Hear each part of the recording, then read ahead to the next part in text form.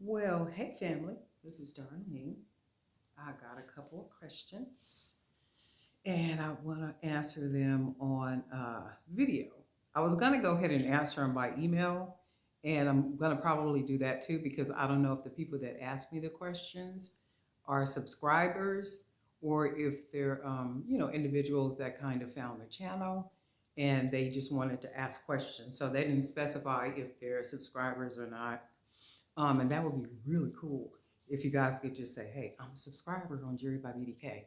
And then that way I can go ahead and say it's a subscriber and who asked a question, right? So one of the questions was, how do you find places to vend or be a vendor? That's a really good question because I think a lot of times when people get started, um, who have fantastic product, right? And you begin to make so much of it, you want to sell it and you know that you can sell it. So that question becomes, where can I sell that, right? So in every city, there is a chamber of commerce. So in each city, in each county of that city, they have their own chamber of commerce. So you can just kind of visit each one of those chamber of commerce's websites, and then you should be able to find an event calendar for the county, right? And man, gold mine, gold mine. If you've ever been out and about in your city or state, and you see, when did I didn't know they were, and it's a city event, Chamber of Commerce, right? Events all the time, and I think it's a good place to practice setting up and then kind of getting the feel for vending and how to set up your table, your whole display with your canopy, like really how far you want to go. Pretty much like with your signage, with everything, it's almost like a real good testing field. So you don't have to have a whole lot of product. And a lot of those events they're not the highest of foot traffic, which is why they're a good learning ground, for you to kind of get your feet wet, get started, kind of get the feel for it, right? And then another place was local chamber of commerce. Let's see. Oh, Eventbrite. Eventbrite. So you go to Eventbrite, you search, type in vending opportunities. And you could even type it in by city or state, gold mine. And then it depends on how far you want to drive. Like I'm in a part of San Diego County, so I don't mind driving north to Los Angeles or Riverside or Temecula or anywhere up north, Long Beach, where they have the big street fairs and stuff, right?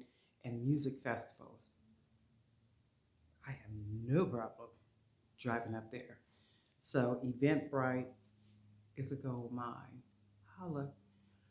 That leads me to my next answer, where somebody was asking me about, because I mentioned the Etsy marketplaces, the pop-up shops, and they generally do those at the malls. So like it'll be Plaza Bonita Mall, Mission Valley Mall.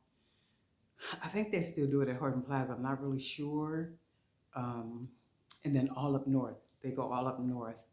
So if you go to Google, because I don't know it exactly. If you type it in event, if you go to Eventbrite and you type in Etsy, SoCal, Etsy Market, for some reason it doesn't bring it up that way. So if you go to Google and you type in SoCal, SoCal, I think it's Etsy, SoCal. I had to write my notes down because I had so much stuff. So it's Etsy, SoCal, SoCal, Etsy, Etsy, Guild, Guild, Market. And when you type that in Google, it should be the very first one that comes up, and it'll direct you to Eventbrite. And when you go to Eventbrite, it should be the very first listing. right there. And then once you click on that, it'll take you into their whole little event page, and it'll give you some dates for when they have those upcoming markets. What else was it?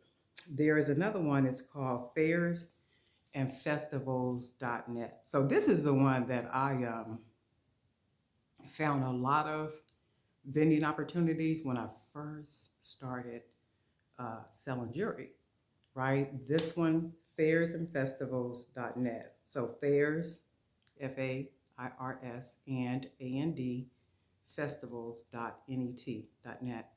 So this one and Chamber of Commerce was the first two that I used when I started, selling outside. And then what I did is, as I was doing the smaller events, because I got into the practice and the feel of, how it works and how to do it, I start graduating to the larger events. And you'll hear me talk about that a lot, the 25,000 feet, $100,000, not $100,000, but 100,000 foot traffic, 50,000 foot traffic, just over a 3-day event, which is generally Friday, Saturday, and Sunday. So I graduated to those bigger ones. And then let's see, I've been talking a whole lot, so I'm trying not to talk too much because, my throat is a little dry. I think that was it. Oh, and then with fairsandfestivals.net, wine festivals, street bazaars, and flea markets. So they just have kind of everything on there. Music festivals, and then like all those places you can kind of search by your city, by your state, and that kind of stuff. And I neglected to mention one lady's name is Maggie, another lady's name is Ann, and then another one is Keisha. So there's 3 ladies, and I don't know if you guys are actually subscribers or you guys just kind of made your way to the channel. And I thought they were really good questions that maybe somebody else may have, but just, didn't have the time to ask or really couldn't figure out how to ask the question, which sometimes we do, and that's okay. So if you have any other questions, if you don't want to put them in the comment section, you can email me, and you can email me at jewelrybybdk@gmail.com. So it's jewelrybybdk@gmail.com. Right. Okay. So thank you for the questions. Thank you for being a subscriber. If you're not a subscriber, we still don't know why. Go ahead and hit the subscribe button, and then hit the bell, and then hit all. And that way you'll be notified each time I upload a video. Right? Oh, somebody else had a question. It was something about, let me see, it was about wedding favors. So she asked me, what is a good way to present wedding favors? Do I have any ideas? Do I have ideas? Y'all know I got ideas. Got all kind of ideas, right? I think what I'll do is I'll do a video with a couple of ideas for wedding favors. They won't be anything really long, really big, and because I make jewelry, of course the idea will have to do with jewelry. And my earrings in the bottle, all the time. I use those, well, not use those, but I sell those enough, right? Women buy them for women conferences. They might buy them for bridal showers, baby showers, weddings, all type of stuff. So I've even had them ask me to just, for the bottle with the earrings in the bottle, and make them a specific color. And they would be like, no worries. All I want is the earrings with the bottle. I got the bag. I got everything else. I'm like, oh, okay, well, cool. I don't have to put the whole, gift bag thing together, right? I was going to say that too, though. I do know that a lot of times when we go to events, let's say it's a woman conference or something, a lot of times the bags that we get, we might throw those bags away because there are things in the bag a lot of times that we don't use or we don't want, right? And how many pins can you get? So whenever I do events, and I do a lot of events, right? Even through my congregation before COVID, we would do a lot of events. And then I do a lot of events outside of my congregation. So for me, whenever you get a bag, I want whatever is in that bag to be something that you can use, right? And then think about it. Those little small gift bags that about yay big and yay wide with a little handle, you know, those little gift bags. Those bags are too cute to throw away. Think about it.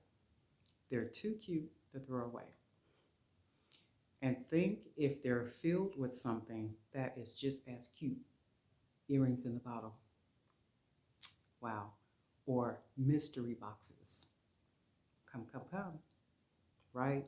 So my thought has always been, whenever I do events or anything like that, when I give you a bag, if I have to give you a bigger bag, you know, just for whatever else we're giving away, it might be reading materials or anything that has to do with the event, that's cool too. But I try to do the smaller bags, you know, that are filled with goodies, because chances are the bag you'll keep and you'll sit it somewhere because it's such a cute bag, right? The bigger bags, at some point, when we start cleaning, that bag going in the trash. I don't know about y'all, but with me, it's going in the trash. And 9 times out of 10, the contents is going in the trash too, depending on what's in there, right? But anyway, I think that was another question. Not I think, I know, that was another question. There was like a lot more questions, but I'll have to do those, answer those in another event. See, that event's on my mind. My mind is just full of events. I can see myself out there. I can see my table all set up. I could just, I'm out there, y'all. I'm out there, y'all. I'm out there real soon. But anyway, Darlene Knight for Jewelry by BDK. Thanks for being a subscriber and thanks for stopping by. We'll talk soon.